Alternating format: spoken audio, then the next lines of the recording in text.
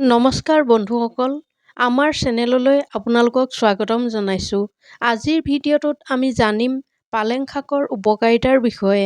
সেউজীয়া শাক-পাচলিৰ ভিতৰত পালেং শাক অতি পুষ্টিকৰ খাদ্য। ইয়াত ভিটামিন, খনিজ পদাৰ্থ আৰু এন্টিঅক্সিডেণ্ট প্ৰচুৰ পৰিমাণে থাকে। আহক জানো ইয়াৰ 10টা গুৰুত্বপূৰ্ণ উপকাৰিতা। ই ৰক্তহীনতা দূৰ কৰে।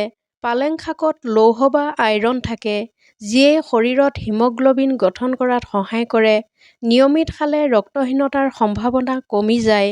চকুৰ দৃষ্টিশক্তি বৃদ্ধি কৰে।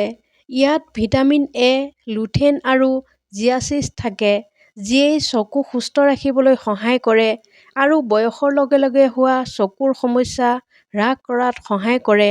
হাড় শক্তিশালী কৰে। পালেং শাকত ভিটামিন কে, কেলচিয়াম আৰু মেগনেছিয়াম থাকে, যিয়ে হাড় মজবুত কৰি ৰাখিবলৈ সহায় কৰে। ৰোগ প্ৰতিৰোধ ক্ষমতা বৃদ্ধি কৰে। ভিটামিন চি আৰু এন্টিঅক্সিডেণ্ট শৰীৰৰ ৰোগ প্ৰতিৰোধ ক্ষমতা বৃদ্ধি কৰাত সহায় কৰে। হৃদযন্ত্ৰ সুস্থ কৰি ৰাখে। পটাছিয়াম আৰু নাইট্ৰেটৰ উপস্থিতিয়ে ৰক্তচাপ নিয়ন্ত্ৰণত সহায় কৰে আৰু হৃদযন্ত্ৰ সুস্থ ৰাখিবলৈ সহায় কৰে। হজম শক্তি উন্নত কৰে। পালেং শাকত আঁহ বা ফাইবাৰ বেছি থাকে। ইয়াৰ ফলত কোষ্ঠকাঠিন্য কমে আৰু হজম প্ৰক্ৰিয়া উন্নত হয়। ওজন নিয়ন্ত্ৰণত সহায় কৰে।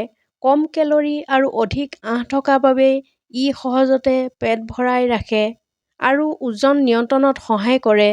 ত্বক আৰু চুলি সুন্দৰ কৰি ৰাখে।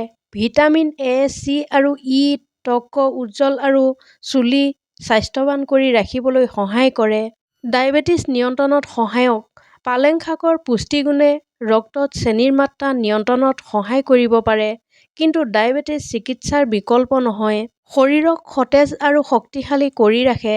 বিভিন্ন ভিটামিন আৰু খনিজ পদাৰ্থই দৈনন্দিন শক্তি যোগান ধৰে আৰু শৰীৰ সুস্থ কৰি ৰাখে।